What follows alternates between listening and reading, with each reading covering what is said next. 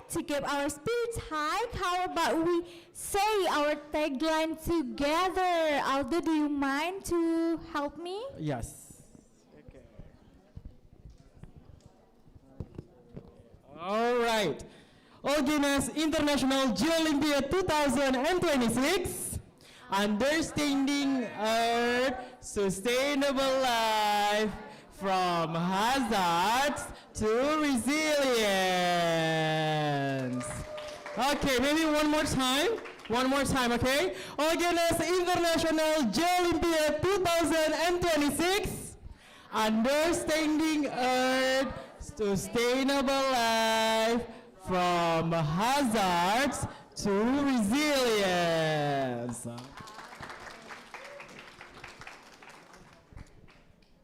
All right, we saw some like changing in the room, which means another competition is coming up.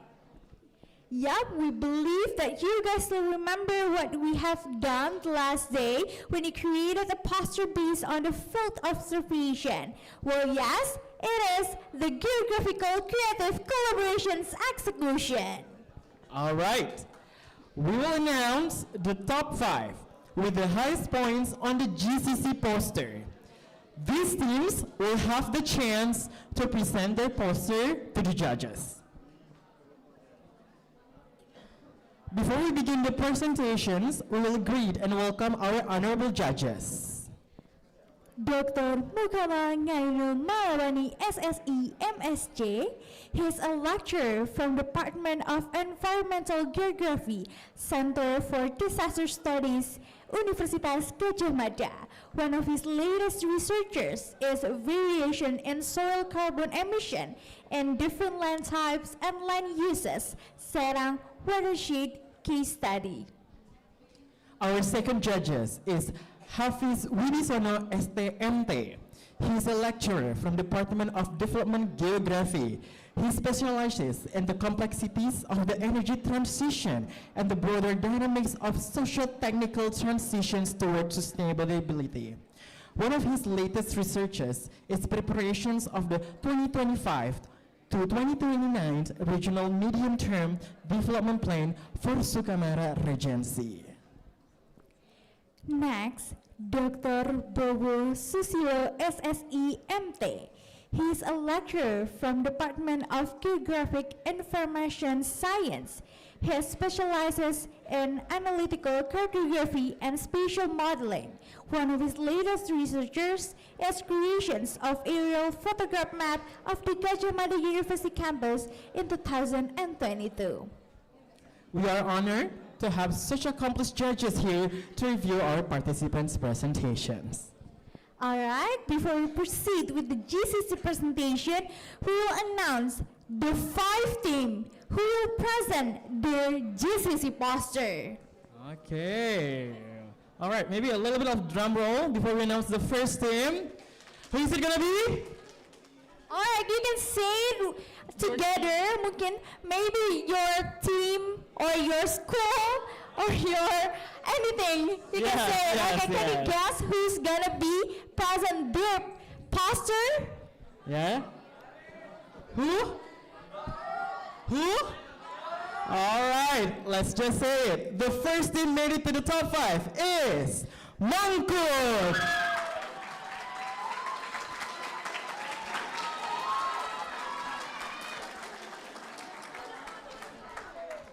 All right, we're having River 1 team, so there is a 4th team again to be able to present their poster. Who's gonna be the second team? You may say your team, guys. Who? All right. Maybe one more time. Say it louder, please. Okay. So maybe we can say the second team who will present their presentations. All right. So congratulations, 4th team.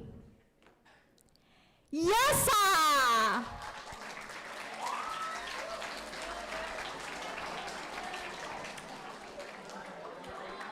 All right. The 3rd spot goes to Team Aries.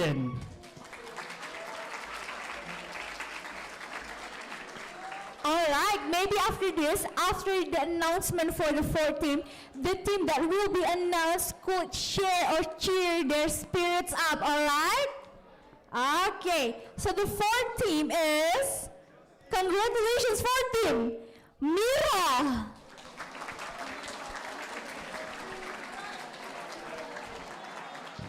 All right, one spot left. So, which team is it gonna be? Can't hear you. Who is it gonna be?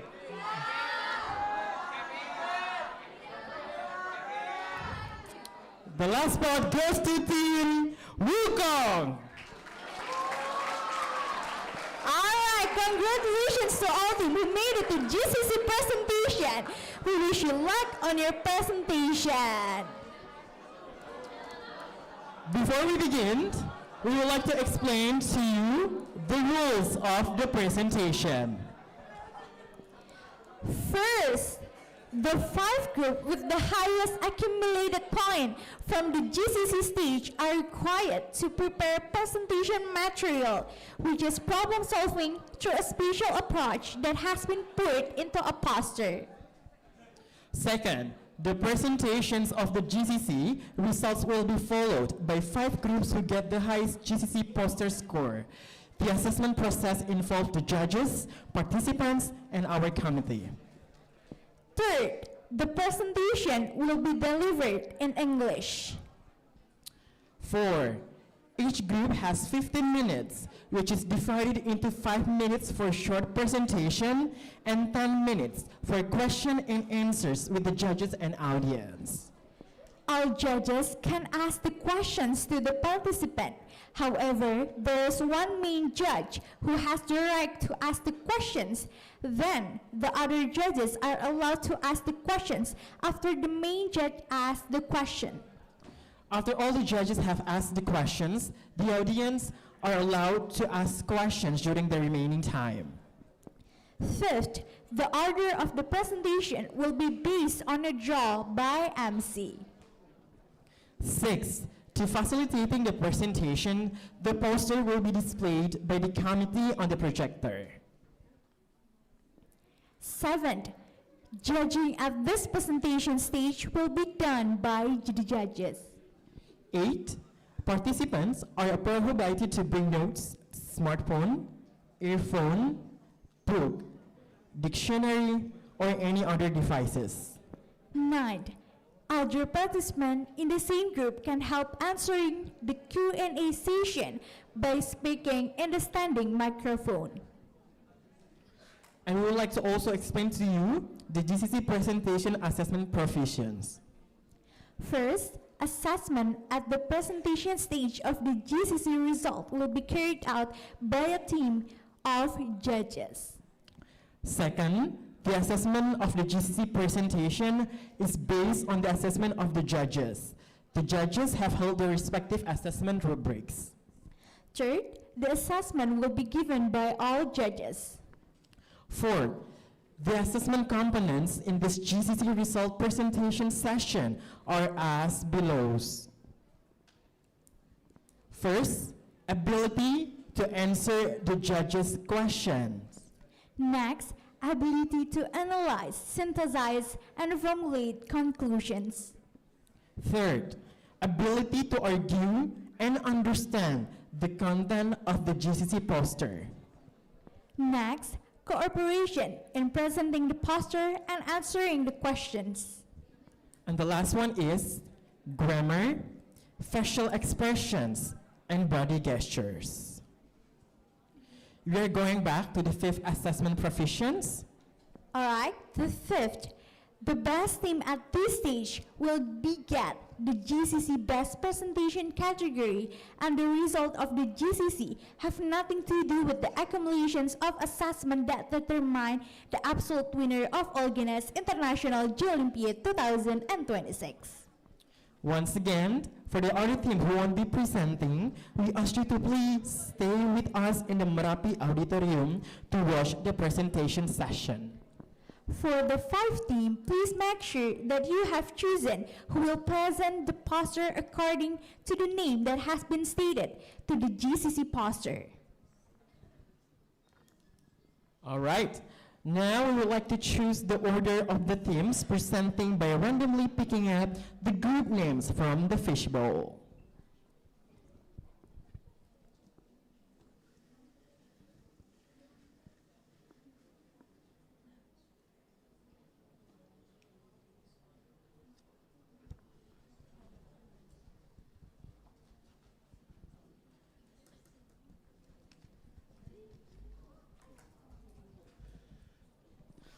All right, the first team that's going to present is Team Yasa.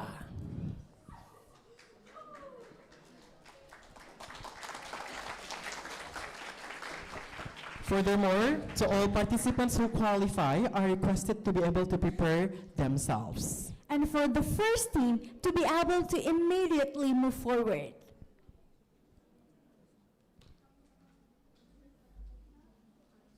All right, so all the members of Team Yasa,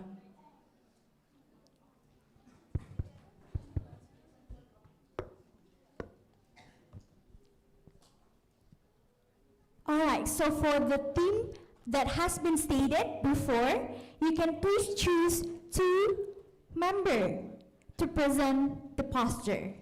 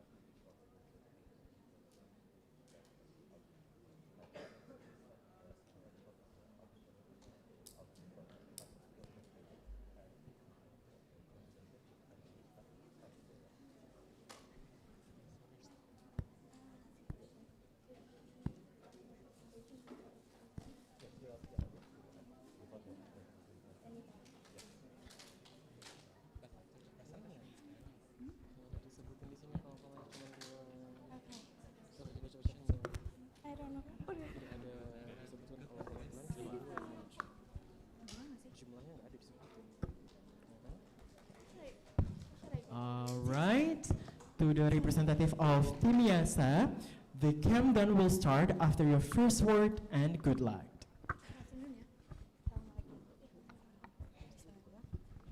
Assalamualaikum warahmatullahi wabarakatuh. Shalom, Om Swastiastu, Namo Buddhaya, and greetings to all of us. Today, we from Team Yasa are going to presentate our infographic about the effect of of social media to the tourist attraction. First of all, as we all know, yesterday we went to Watu Goyang. Yes. So Watu Goyang is a tourist attraction located in Kabupaten Bantul. It has a very big potential, but it needs social media help to gain visitors. Now, what are the impacts of this social media exposure to the tourist attraction? First, we're going to start by the positive impact. So firstly, it will gain more attractions from local tourists and international tourists as well. Second, it will gain attention from the local government. And third, it will increase the local income and also increase the productivity of the local economic.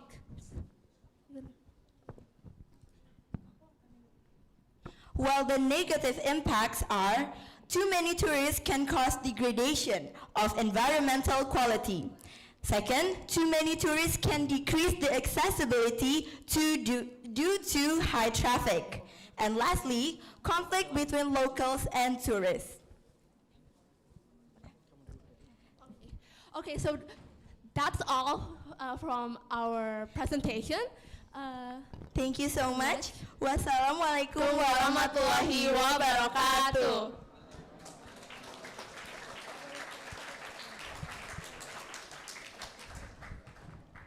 Alright, next is the Q&A session.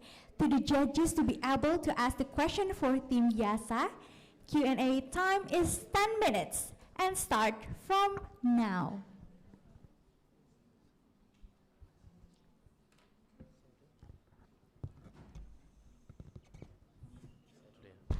Baik, Assalamualaikum warahmatullahi wabarakatuh. Waalaikumsalam warahmatullahi wabarakatuh. Please give applause for Yasa team, everyone. Yeah, very short and clear presentation. About Watu Goyang tourism. You present in your poster that the social media can give two different impact. The first one is negative and the second one is positive impact. The first question is, what is your suggestion how to overcome the negative impact in the future in Watu Goyang, in the case of Watu Goyang? Okay, so as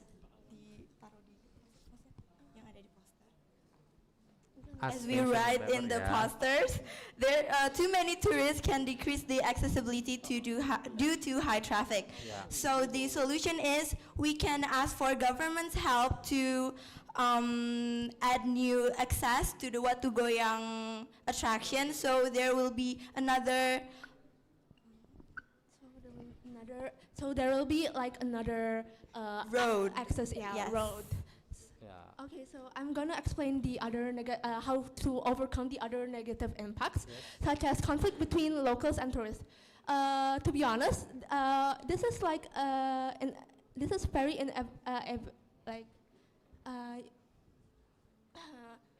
we cannot control on how tourists act directly, but we can try to educate the tourists before going into the sites and interacting with the local community, so they do not disturb the locals. And as for the as for the degradation of the environmental quality, we can reduce the quota of the tourists that can visit at a time, so the degradation can be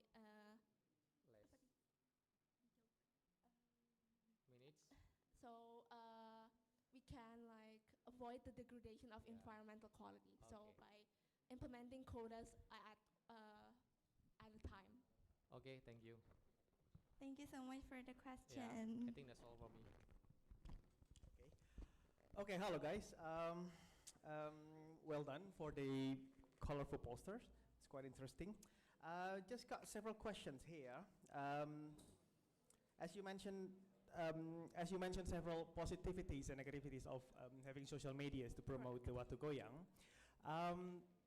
Do you have any idea how to incorporate all the impacts? In one side, you need more people coming, but you say that overcrowded is a problem. So how can you make a balance?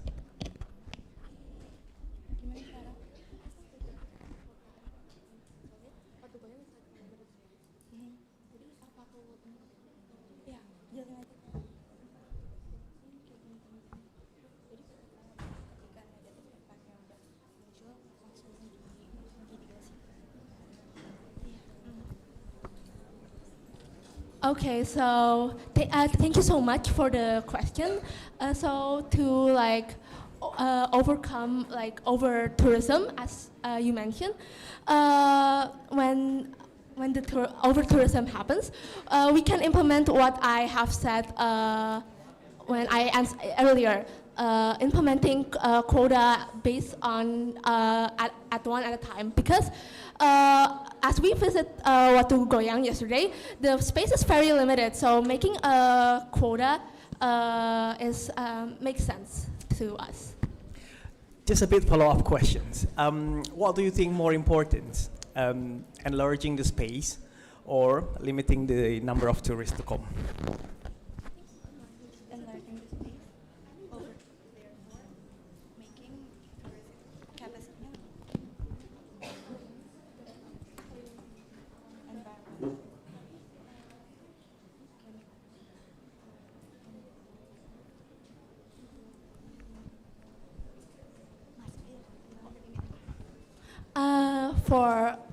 For us, I think limiting tourists may be the best solution, best short-term solution as for now, because as we enlarge the space so we can fit the tourists more, causes the environmental quality to degrade even more by the, cutting out all the greens like deforestations and stuff. So yeah, that's from us. Okay, thank you for the answer. Well done. Thank you so much for the question. Okay. Good afternoon, guys. Good afternoon. Okay. First of all, I appreciate your work. Thank you so much. Good job. Okay. I have only 2 questions. Okay. Okay. The first is why you choose elephant for your poster. Because elephant is the mascot of OLGENAS, named Alpha. Yes. Okay. Good. Thank you. The second question is, you said that social media has 2 effects, positive and negative. If I ask you, which one is more dominant, the positive effect or negative effect? Yes, the positive impact comes first before the negative. So here we have gain more attraction from local tourism and international, therefore can cause too many tourism and cause degradation. Yes. So, positive. Positive. Positive yeah, is more dominant. Yeah, mainly positive. Okay. Thank you, guys. Thank you so, So much, for sir. the question. All right, so is there any follow-up questions from the judges?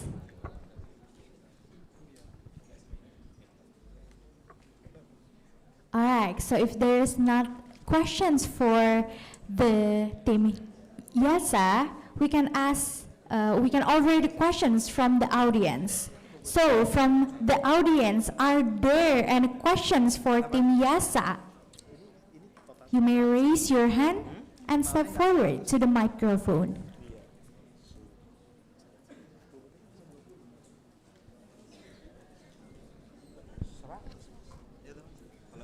All right, you may go to the microphone first.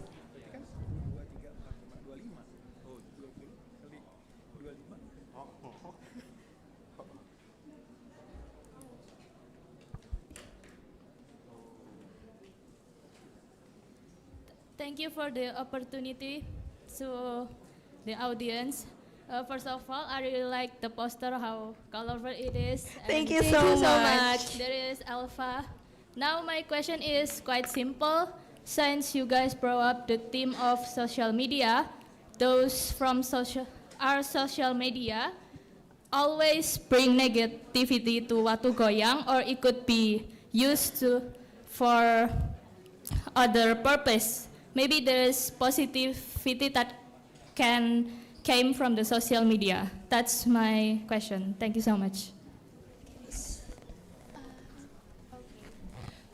Okay, thank you so much for the question you asked earlier. So as we said, there are 2 impacts, which is the positive and negative impact. Of course, these two things can happen in the same time, and while there may be negative impacts from the social media, but there's also positive impacts, as we mentioned earlier. So to conclude my answer, these 2 can coexist in the same time.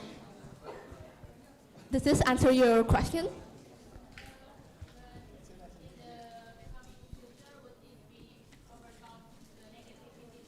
All right. 1 minute left. Can it be fixed? Yes, of course, by the government and also the solution we have mentioned before when the judges are asking us, yes. All right, we still have 30 seconds left. All right, cool. I think that's all from Team Yasa. Please give a round of applause for Team Yasa. Okay, to the representative, you may go back to your seat. Thank you Thank you so so much. much. Thank you so much, judges. Thank you so much.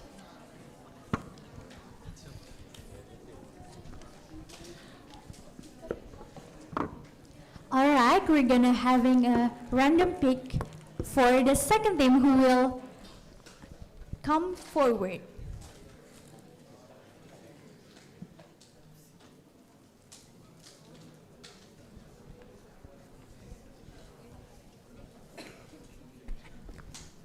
All right, the second team is Team Erin.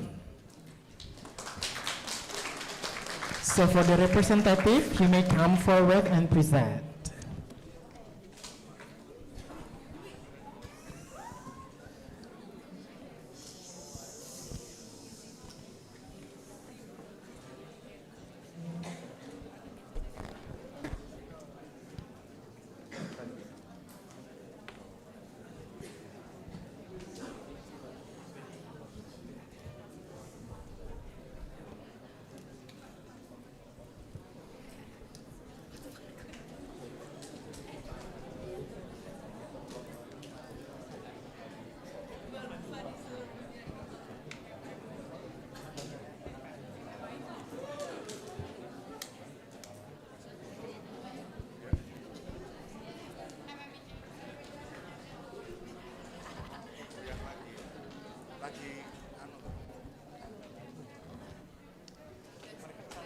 All right, to the Team Erin, the countdown will start after your first word, and good luck.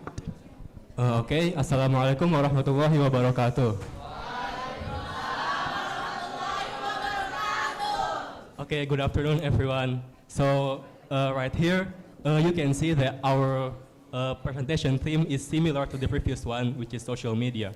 But the previous one, they talk about the positive and negative impact of the social media, while we focused on the negative impact, which will be explained by Jocelyn. So we all know that social media has a very big impact on how tourism is now perceived and works. Social media, especially through platforms like Instagram, TikTok, and others, they all have influence of how tourists can interact, how tourists can view these types of tourist spots, and how they feel like, oh, this tourist spot suits me and it seems interesting. And while it does serve that social media does prove to be influential in bringing a lot of tourists, there are also some negative aspects that are often overlooked. Here are 3 of the examples. The first one is over-tourism. Of course, virality moments, especially from social media, will bring over-tourism in which more tourists come to one specific spot, in which it will lead to overcapacity, and it will lead to other causes such as environmental degradation, local antagonism towards tourists by especially locals. The second of all is an effect that's called honeypot tourism, in which when reality doesn't meet the expectations, especially when a tourist place has been promoted very exclusively on social media, sometimes tourists will have a very high perception of that area that they wanted to visit. But when, in fact, in reality, it doesn't meet their expectations, tourists will very much feel unsatisfied with that viral vacation spot, making the tourist experience very unpleasing. And the last one is, of course, more expensive tourism. More and more tourists came, that means a higher demand in that tourist spots, but there's only less supply. That's why the price of the tourist spot will increase dramatically, and this will lead to more and more expensive in tourism. Okay, so because here there are a lot of there are a few negative impact of the social media. So we offer some solutions to overcome the negative impacts. The first one is for the tourist itself. They can stop being uncivilized tourists who litters, who destroy nature, and harm local residents. And instead, they can obey the local regulations. Like for example, they are not throwing litters everywhere, and they can be respectful to local residents.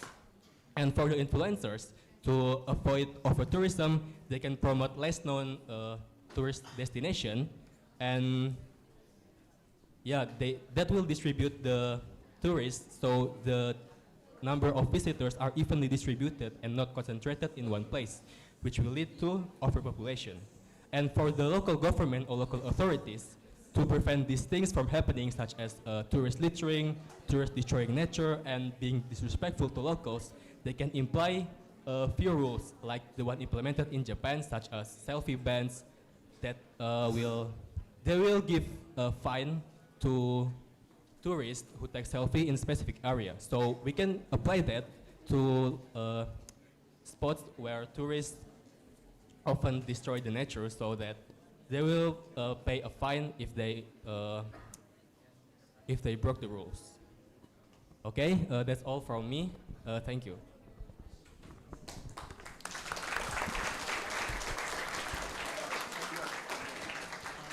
All right, you have 1 more minute.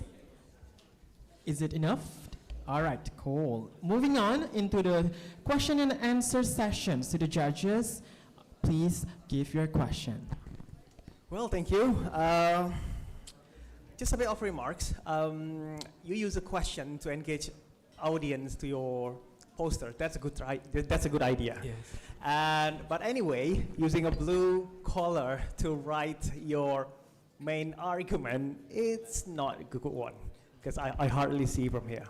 That's the remarks. I got 2 questions for you.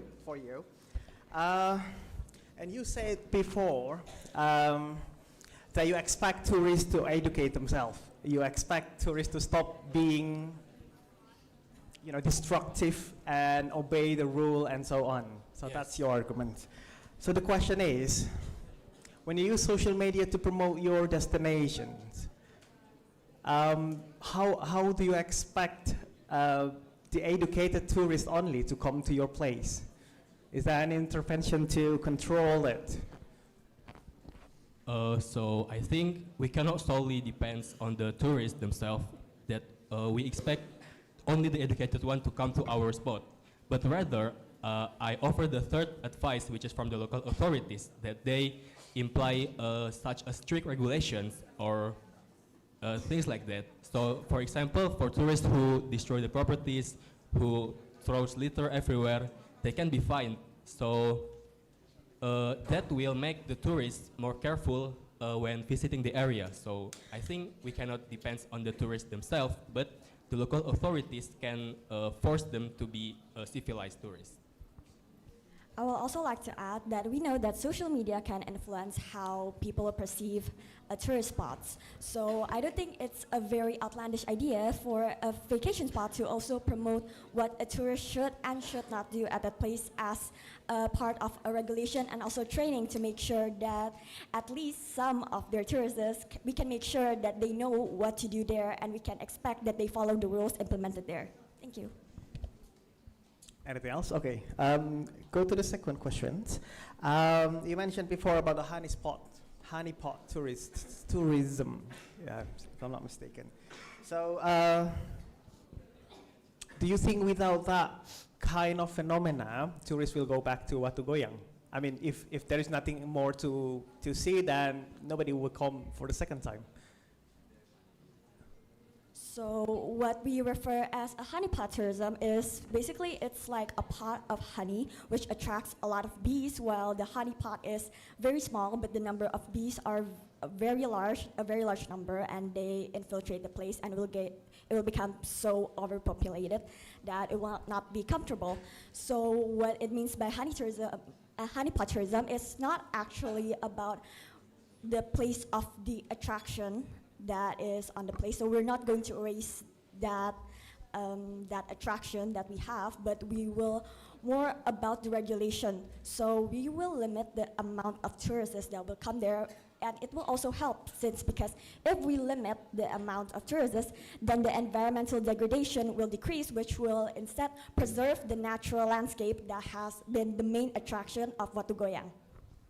Okay, and yeah, because of the tourist expectation, when first time people come a lot, they see that the place is not as they expected. So they will maybe tell their friends or they post on social media that this place doesn't meet our expectations. So next time it doesn't lead tourists to come there no more. So yeah, it maybe led to a short wave of tourists, but later it will destroy the place. Okay, thank you for the clarification. That's all for me. Okay, good afternoon, guys. First of all, I appreciate your work. You designed a good poster. Now I will concern two things. First of all is, while you concern with negative impacts of the social media, while you concern with the negative impact, do you think that social media has a positive impact? Yes, of course. Yeah. Can you mention what is the positive impact of the social media, particularly for this spot of tourism? Well, the most obvious one is, of course, more advertisement, and since social media is already global, it can reach a wider range of audience. It could very much attract more tourists that maybe aren't very familiar with that place previously to come and visit that place because it suits them. Moreover, social media has an algorithm where they see if this tourist likes, they like nature, or they like more like gastronomy, they like foods, or maybe they prefer an urban vacation. Then usually the social media, it's called the For You page, it will actually recommend places that suits the person's interest. So it will actually lead to more tourists finding vacation spots, or maybe we can call them hidden gems that aren't very heavily promoted, but with the way now social media is already constructed, it's already designed that way, it could push audiences towards a place that they actually like, and it's actually more beneficial for these niche tourisms to grow. Thank you. Okay, thank you. The same question as I asked to the previous presenters. Okay.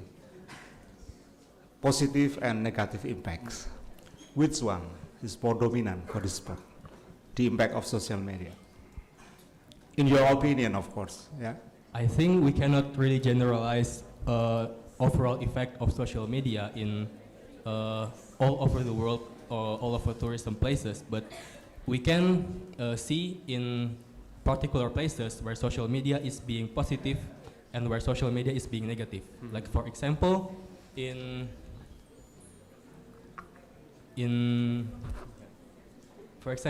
many places, like natural places, where influencers initially they flock there and they take a good selfie. Like for example, at the cliff side, people that come after the influencer, they try to recreate the picture and they try to take a selfie in the cliff, which is very dangerous and destroying the environment.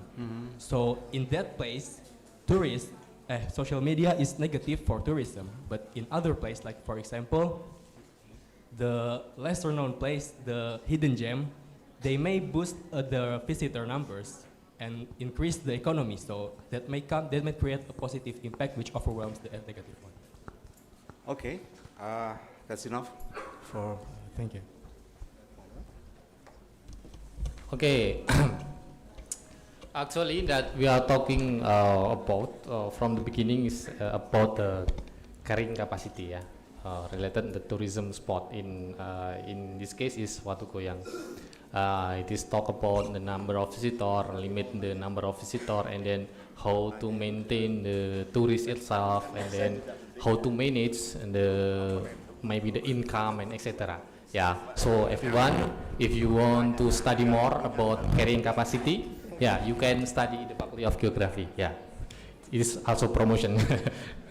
Okay, my question is related to the carrying capacity also. If this location so many visitor, yeah, very big, very large number of the visitor, the spot itself named Watu Kuyang, yeah, is a shaking rock, yeah, for example, something like that. Is the large number of visitor is influence the Kuyang itself? So many so many visitor, and then if there is so many visitor, and then the rock itself is more Kuyang, more shocking, and distract or yeah, you know what I mean, yeah. What about what do you think about that? I think Watu Goyang doesn't literally, I mean, it translates to the rock is shaking, Yeah. but we went there during the field work, it did not move, like it's stable. So I think it's just a naming choice. It's not really something relevant. But if I may ask, your question is, 1 minute left. you asked about how the carrying capacity is affected by the number of tourists. Well, of course, it's heavily affected because sometimes a place have a large carrying capacity. It can capacitate over like for example, 1,000 people, but sometimes maybe they can only have 100 people at a time. And it's kind of difficult, especially for us, because we cannot instantly change how a location has that carrying capacity. Like, it is kind of hard to do that because that's how nature works. The only way that we can prevent those ecological degradation is from us, that we limit the amount of tourists that came here, so in the meantime, we also limit the amount of ecological degradation that happens. Yeah, thank you. Okay. Yeah, I think that's all, and the time is up. Okay, good job. Time is up. All right. Thank you so much for Team Erin. Okay, thank you everyone. Wassalamualaikum warahmatullahi wabarakatuh.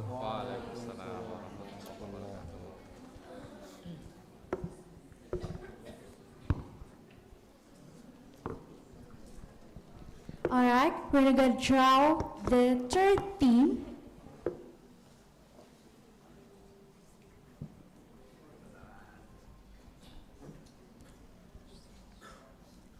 All right, the third team is Wukong. To the representative, you may come forward.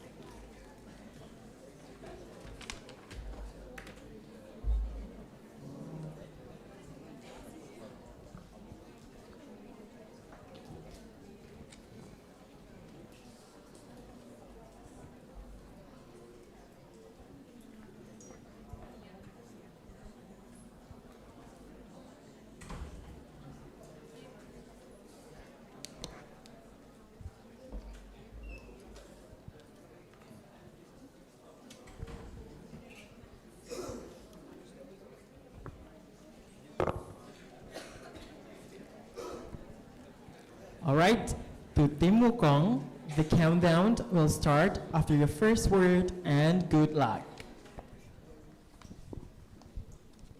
Assalamualaikum warahmatullahi wabarakatuh.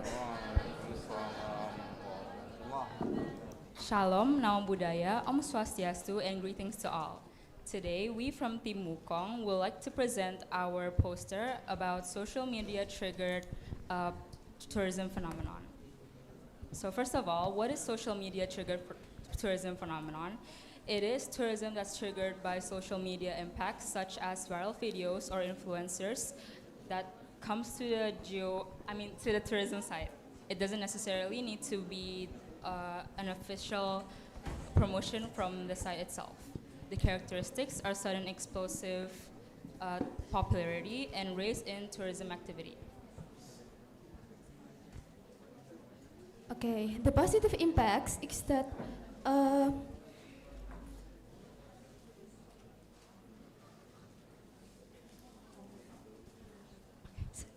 So the positive impacts for social media triggered tourism is, first of all, it can increase the possibility for rejuvenation and development of the tourism site itself, and it can also promote local economy and promote the tourism site. For the negative impacts,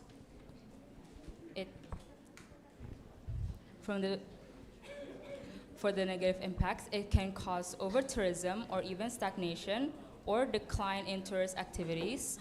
It can also degrade local cultures, and it can cause environmental damage to the tourism site. So, our poster,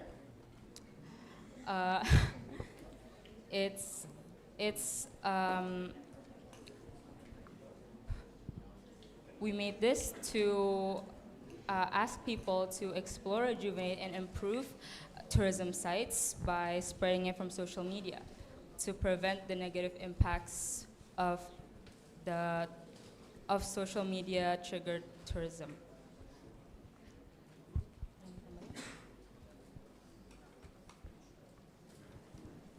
That's all for our presentation. Thank you for listening. All right, you have 2 minutes left. Is there enough, or you want to continue the presentation? Yes, it's enough. Thank you. All right, thank you for Team Wukong to present their posters. Next is the Q&A session. To the judges, be able to ask the questions for Team Wukong. Okay, thank you. First of all, I think it's a nice poster, colorful. Thank you. My first question, is this a real landscape or imaginative landscape? Yes. In your poster, so you see the real landscape, or just your imagination? Oh, this is a building, this is a... Okay, allow me to answer. Sorry, my friend is really nervous. It is a real landscape. We saw it at Watu Goyang. It's from like the angle we entered the site. That is the first thing that we saw. So yes, it's a real landscape. So this is also Watu Goyang, the same as previous presenters. Yes, we were inspired by the site. Different angle, okay? Yes. Okay. Second is I interesting in how you choose the color for your poster. The color, okay, the color for your poster. Do you have any consideration when you choose a color, or just random?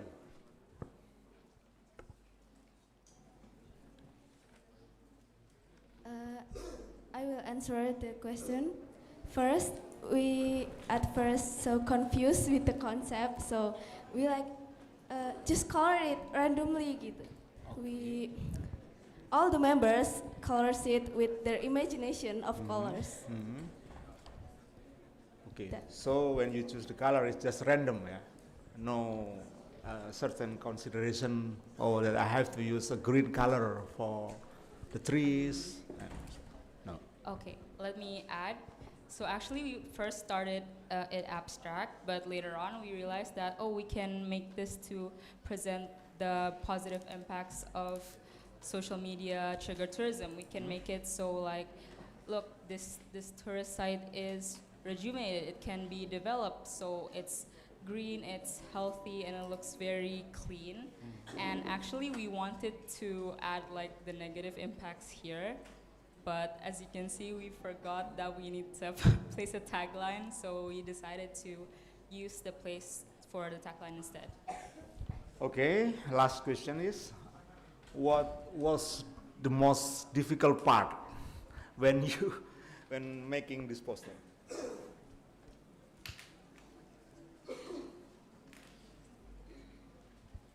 Okay, the most difficult part is that the coordination, because we are first time in here, and yeah, we're feeling too nervous, and it's spontaneous. Okay, thank you. Thank you That's for the all question. from me. Hello, Wukong team. Hello. Hello. First of all, just be yourself, yeah. Your poster is good and very colorful, yeah. Be confident, okay? Don't look previous team that they present about the positive and negative effect. Just focus on your poster, okay? So my question is, what is the main idea of this poster? Can you explain more about your tagline, like let's explore, rejuvenate, and improve? Yeah, I think when you just focus to explain more about this tagline, I think yeah, you did a great job, yeah. Then you just copy the previous team just to explain the negative and positive impact that they are nothing in your past poster, yeah. Okay, thank you for the advice. Allow me to explain. So our tagline is let's explore, rejuvenate, and improve. It actually references the the line of tourism, the level of tourism. So first it starts as explore, as in the site isn't really popular yet, and it is it raises in popularity because of social media triggered tourism. So it goes to the stagnation point, and then there's options. So it can decline, it can rejuvenate, it can improve.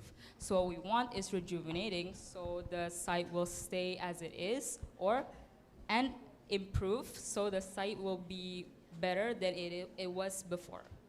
I think much better if you explain those issue or those explanation in your previous presentation. Then you just explain that they are nothing in your poster. Yeah, thank you. Thank you. Okay. Well, I agree with my previous colleagues that say that your poster is quite engaging. Well done. I also love the fact that you use a theoretical framework of using these three terms of tourism destination. Is it from Butler's theory, isn't it? Yes, it is. It's, okay. Oh, great. So just need some clarifications on. You visited Watu Goyang, didn't you? Okay. So in your perspective, in which phase does Watu Goyang refer to?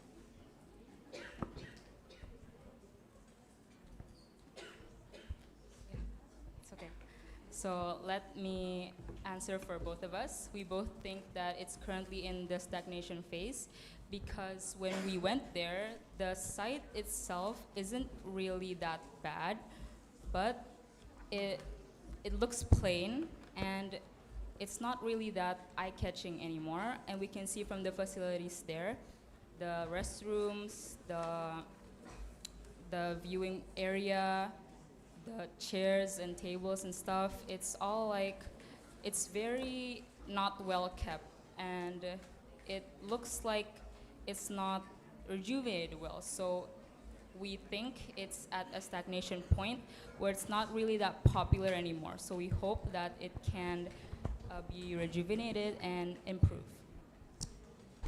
Okay, last questions. Do you have any information why I mean, the stagnation period is when the attraction has reached its peak, so it becomes flat. You know, it doesn't improve anymore. Do you have any information? Did you interview anyone in that destination, or did you read it somewhere? And how do you think the social media or any kind of intervention can rejuvenate the attractions?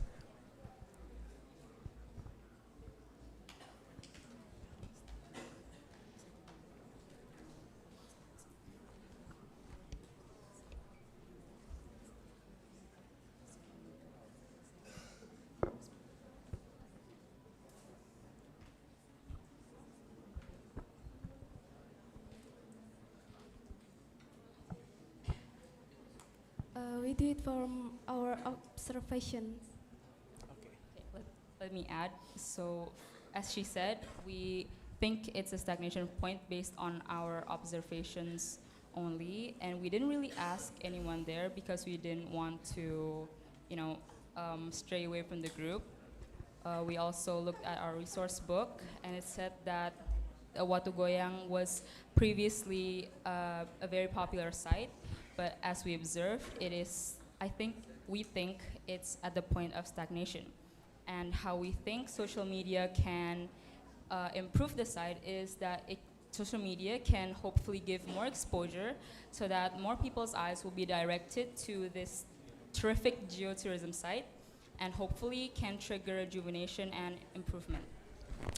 Okay, thank you for the answer. Your argument is valid, so be confident. Okay, thank you. Thank you. All right, there is 1 minute left. Is there any questions from the audience?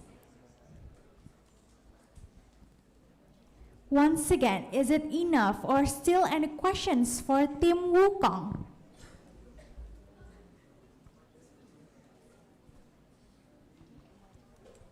All right, that's it. Thank you very much for Team Wukong. Please give round of applause for Team Wukong. You may please Thank back you. to your seat. Thank you very much.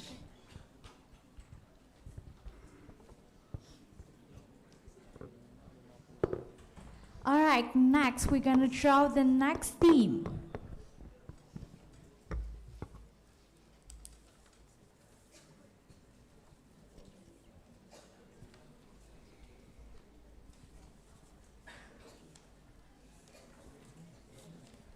All right, the fourth team is Miro.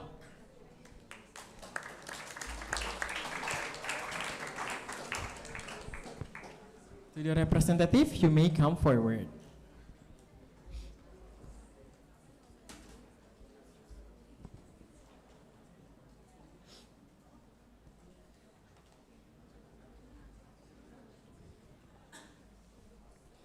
Once again, for the representative of Team Wukong, for Team Miro, you may please come forward.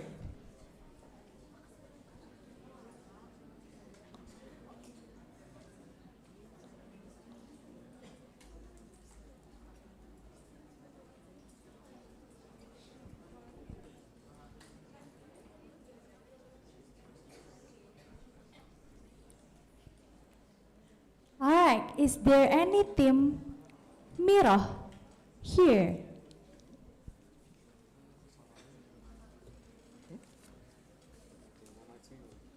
Kenapa?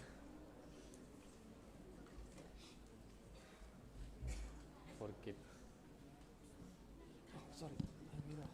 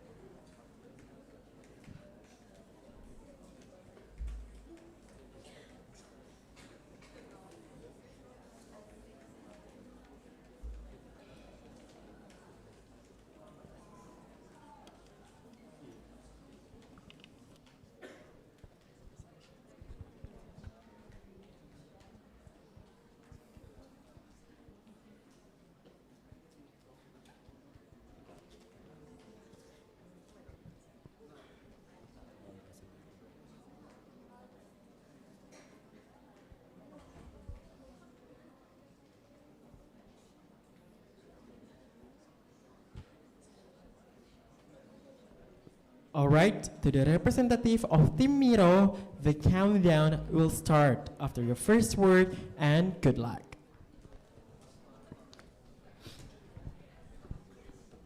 Good afternoon, everyone. So let us introduce ourselves. We are from Team Mitch. Actually, there is a mistake. Yes. So the name of the team is Mitch. So we apologize for the inconvenience. And this is our poster. So we brought the theme of how social media may benefit Watu Goyang, because as we can see, in this generation, in this era, everybody basically has a phone. And what's in those phones are usually social media, be it Instagram, TikTok, WhatsApp, or any of those. And we see that this is a very good opportunity to promote Watu Goyang, because Watu Goyang is a traditional and geological area that is very interesting to be developed as a tourist attraction. However, we view that the area really lacks the infrastructure or the human resources needed to promote this via social media. And that is why we propose 3 ideas that may increase the chances of Watu Goyang to go through the FVAP page and to reach a broader audiences, which will be explained by my partner. Okay, so the 3 points that we've concluded from our explanation is that one is culture, second is nature, and the geographic aspect of Watu Goyang. One of the most prominent, how is it called? Prominent part of Watu Goyang is the geographic part of it, which, as we can see, that they have this value of geographical facts such as the contour, the soil, as well as the rocks conditions, because it's near Merapi, as it has also formed for thousands of years.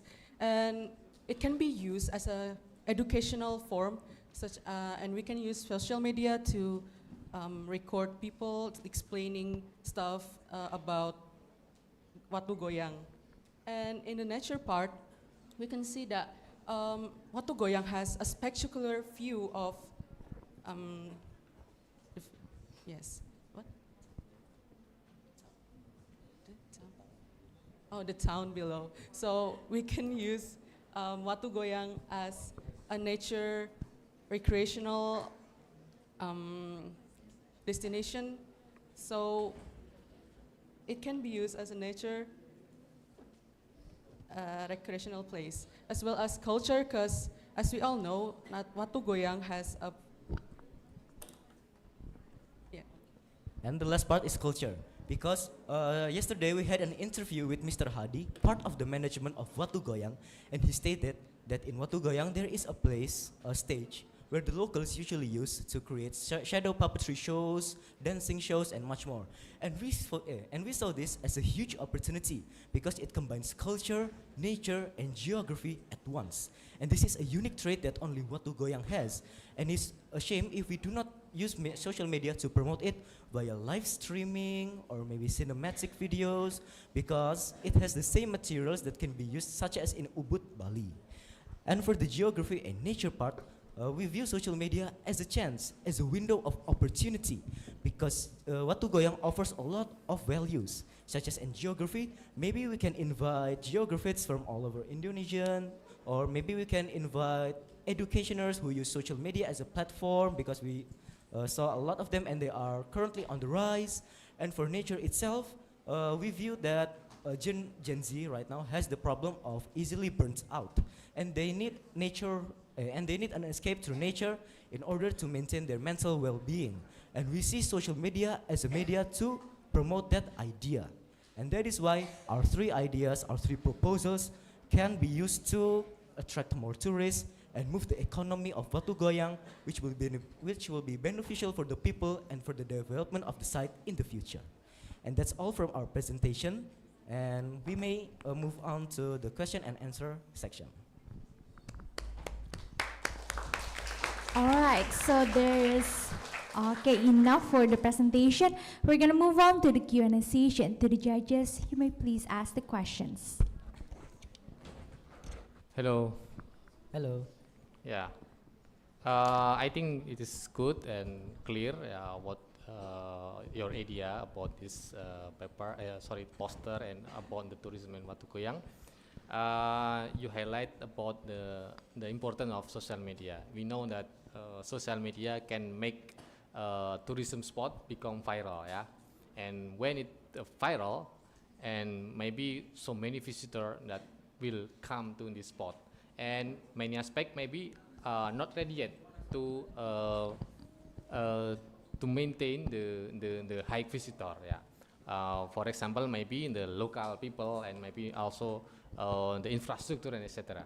My question is how to prepare the local people to be ready to facing the high visitor when this spot become viral. Yeah. Thank you for the question. Allow us to discuss a little bit for our answer.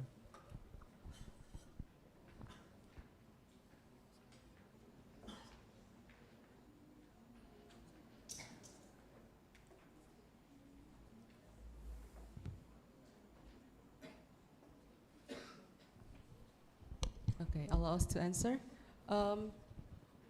The government could give, what's it called, a support for the local to have more team, the social media team to be more prepared, to prepare the local people for coming tourists.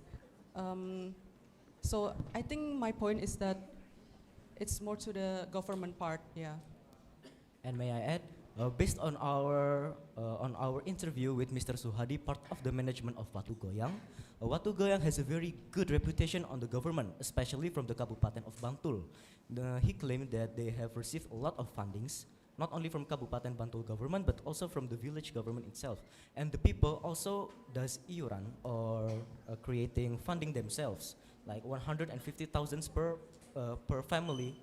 Based on his explanations, and we also see that from the resource book we read earlier, the age of the people in Imogiri itself, it is spread a lot, and there are a lot of productive people, and I see this as a very good advantage because we can utilize the funding to train and buy the equipment and train the people for multimedia skills, because multimedia skills are not skills that are very hard to learn, but it also needs the funding for the gear.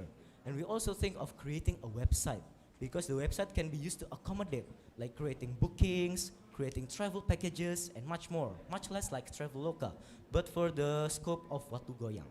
That's our answer. So you think that the management of Watu Goyang is ready to overcome the high visitor right now? What I meant is, they already has the logistics ready, but just need to execute, because they already secured the funding, the productive people are ready, and the overall spirit and anticipation of the people of Imogiri is there. You just need to execute. So they has the good management right now? Yes. Okay, thank you. That's all.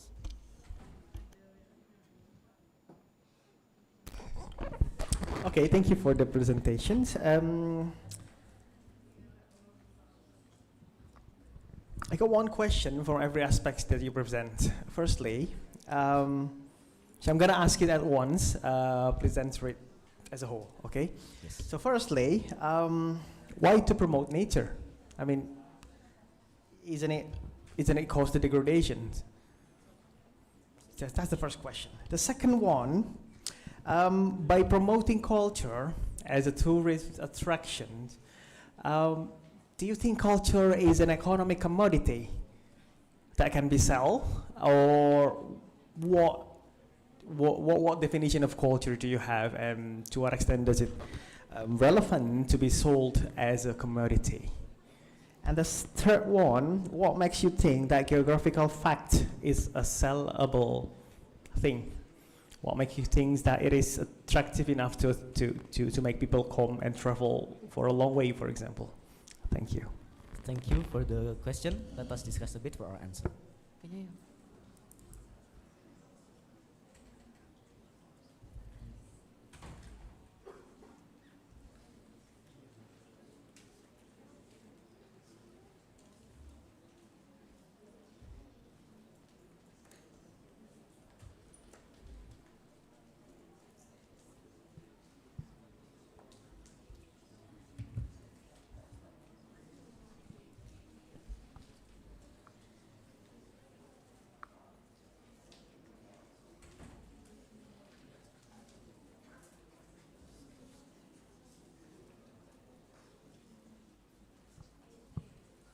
Okay, let us Let me take permission to answer. First of all, the geography factor, because I think, because we believe that in this increasingly modernized world, knowledge can be acquired from everywhere, and by creating geography as a selling point, we can frame Watu Goyang as an area where we can take first-hand experience of geographical conditions of Merapi and its surrounding areas. Because from our outdoor learning yesterday, we view that it has the potential, like the soil conditions, the rocks, and the phenomenon of a rock that can shake when touched.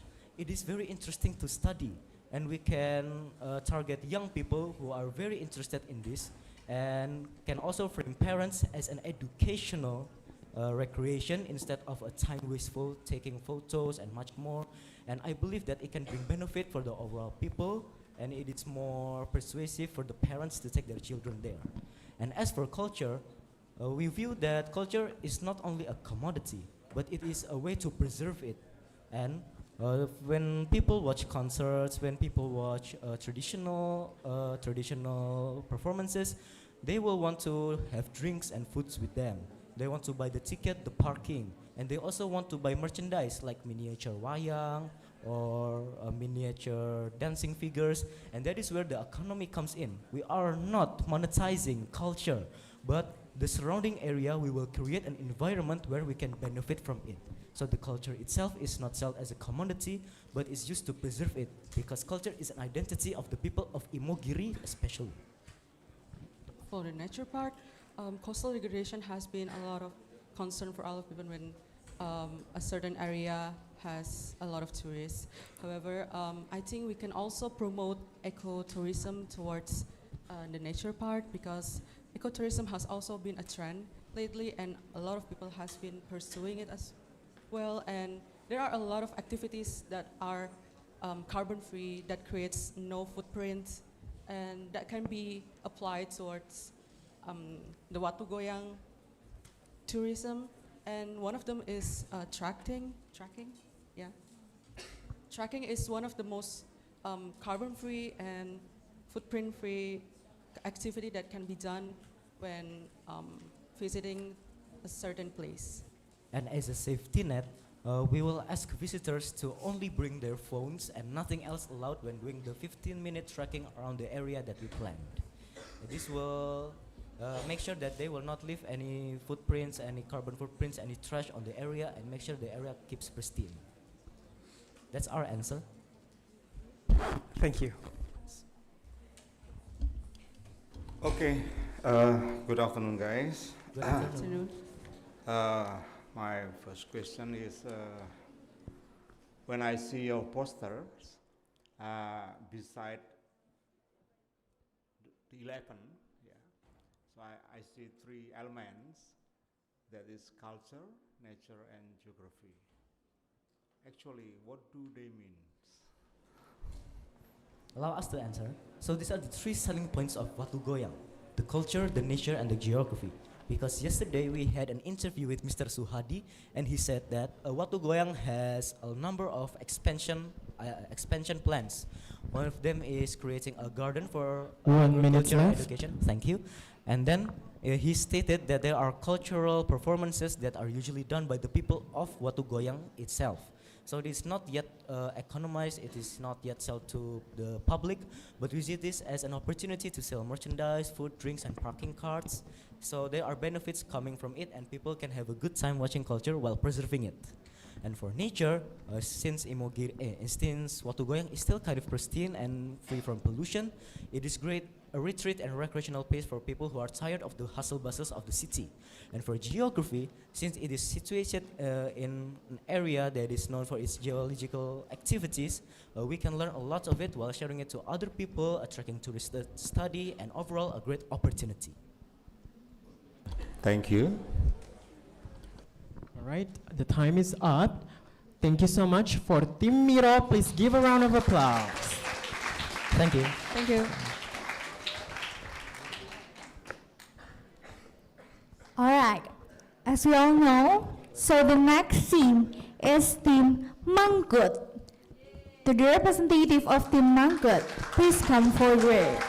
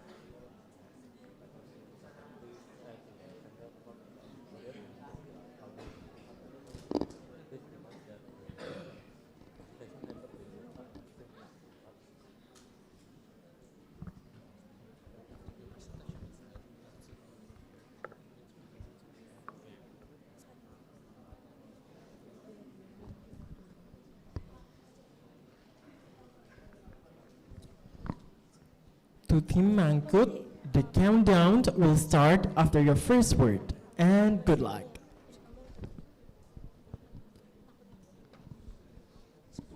Bismillahirrahmanirrahim. Assalamualaikum warahmatullahi wabarakatuh. Good morning, geofellas. Today, we are from Team Mangkut, and we are going to present our GCC poster with the theme Disaster Resilience Tourism Destination.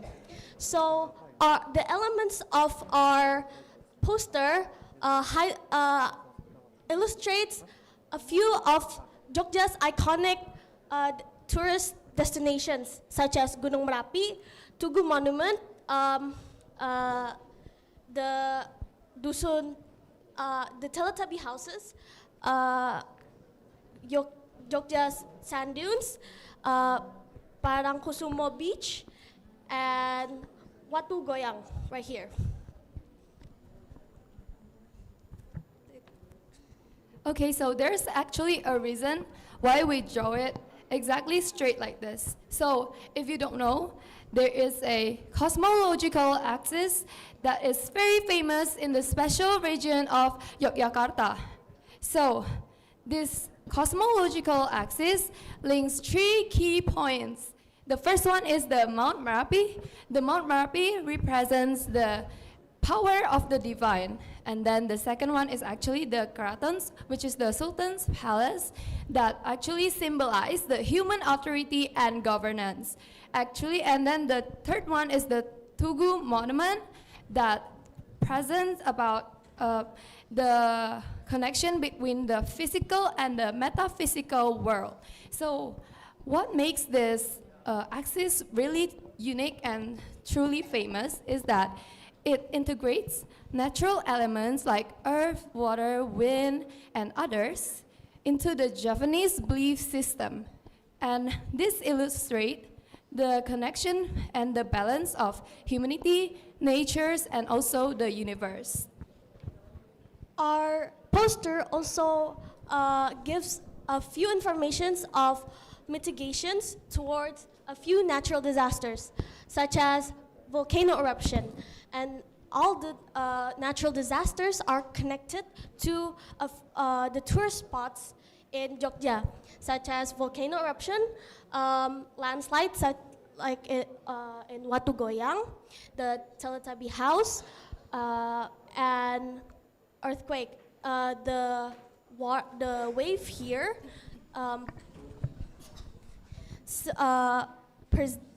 represents rising tides. So to mitigate, to stay safe from that disaster, there's a sign here that shows the measurement of the water and some air horns as a early warning system when the tide's about to rise. And then also, to make this presentation fun, we want to give fun facts. Do you know that the Mount Merapi climbing roads have been closed since May 2018? This prohibition is due to the volcano's status as the most active Indonesian mountain. And also, it is on high level alert, which is on level 3. It is because of the lava avalanches and also the pyroclastic flow. There's also a hail element at the top corner here, which also, last year in 2025, Jogja also had a disaster such as that happened. And we also want to present that and how to stay safe from a disaster such as that. Yeah, so our poster actually consists of mitigations, ways, how to survive from this kind of disaster, including the minor disasters such as the hail phenomenon. And also connects to the tourist destinations in Jogja. That's all from our presentation. Thank you for listening. Thank you. All right. Well, the time is up. Next is the Q&A session to the judges to be able to ask the quiz to the team Mangkut. Okay, the last team. I love your poster visually. That's very good. But your tagline is also very engaging. Natural disaster, no worries. So the first question is about that. Why shouldn't we be worried about it? About the disaster? What makes you think that we shouldn't be worried about it? Please give us a few seconds to think about our answer.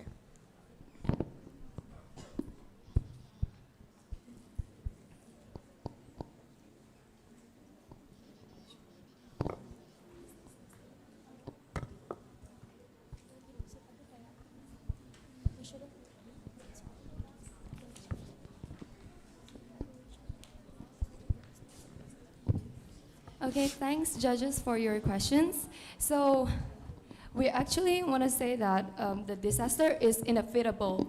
So our only way to survive is to keep calm, and also we learn, educate ourselves and the local communities on how to deal with this kind of disaster. But because the disaster is inevitable, so there's nothing we can do about it. We only can reduce it, and we only can educate ourselves on how to deal with this kind of disaster. Thank you for your questions. Okay, so the next question is, you mentioned several kinds of hazards, of disasters. Can you give us an example of how the tourism areas can comply with that hazard, can minimize the destructive impacts when the hazard happens?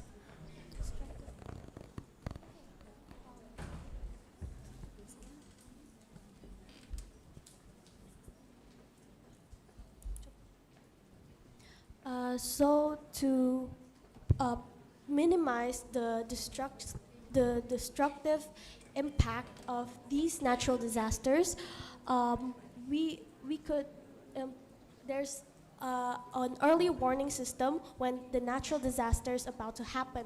So it warns people to, such an example, the volcano eruption, when the early warning system turns on, people can get as far away as possible from the area and keep themselves and other people safe. In addition, the local can be saved by the monitoring of the volcanic eruptions by using early warning system.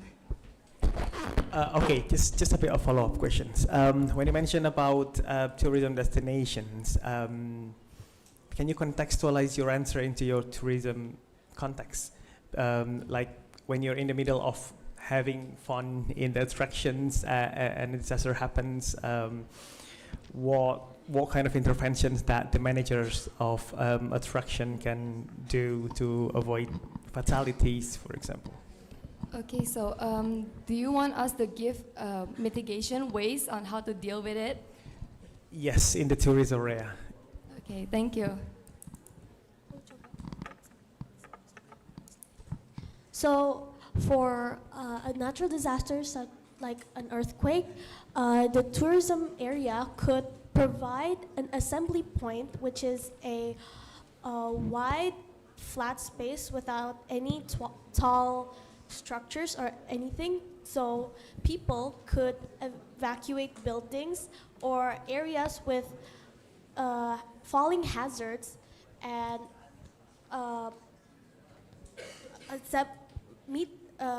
go there, so they will be safe. And for landslides, tourism destinations such as the ones in high altitudes could implement, such as Watu Goyang, could implement landslide preventing systems. Okay, thank you.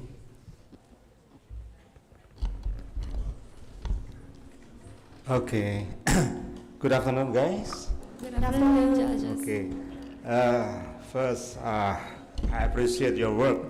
This is quite different with previous posters, I see, okay? While your friend focused on one object that is Watu Goyang, so you visualize many kind of natural disasters in this. At least I have two questions for you. First, do you know how many type of natural disasters actually in this area? Do you know? Do you have any idea about this? Yeah. In this. So actually, the disaster that we point out here happens in Jogja. For the first one, like the hail phenomenon, it happened on March 2025 last year in Jogja, and even though it's a minor disaster, for us, it's one of the important disaster, and it's interesting actually because a lump of ice falls down from the sky, right? And then like the eruption also happened before, and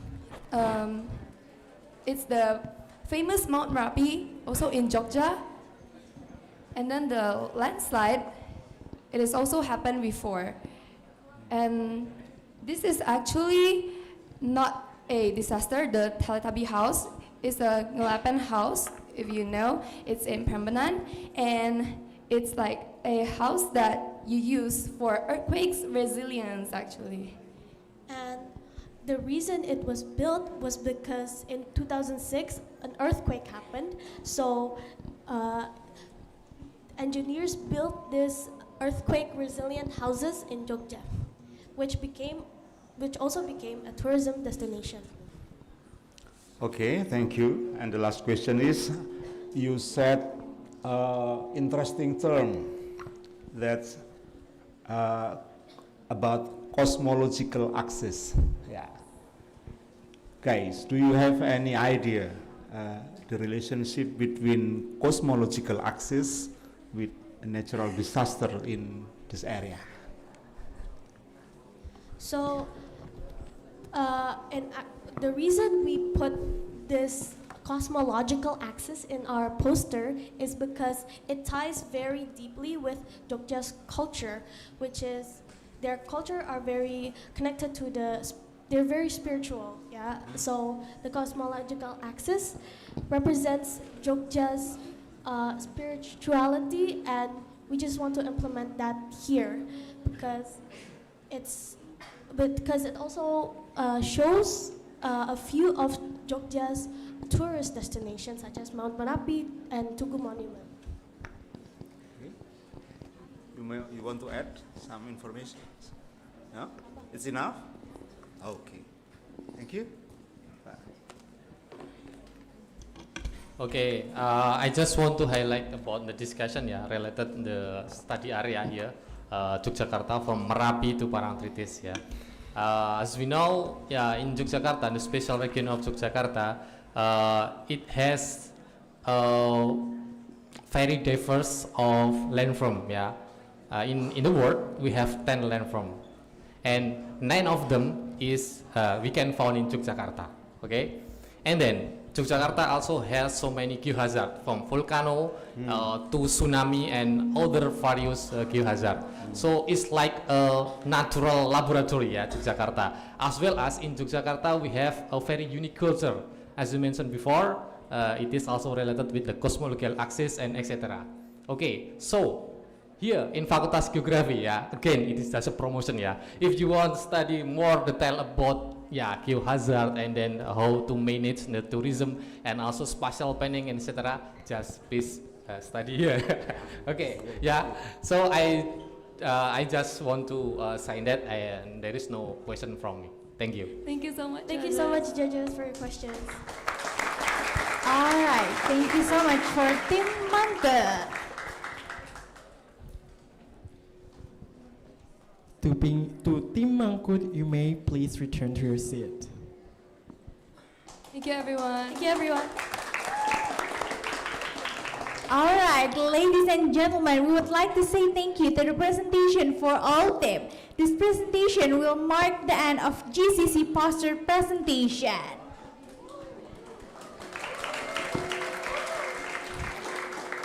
We would like to say thank you to the honored judges, Dr. Mukhamal Ngainul Malawani, SSI, MSc, Hafiz Wibisono, STMT, Dr. Bowo Susilo, SSI, MT.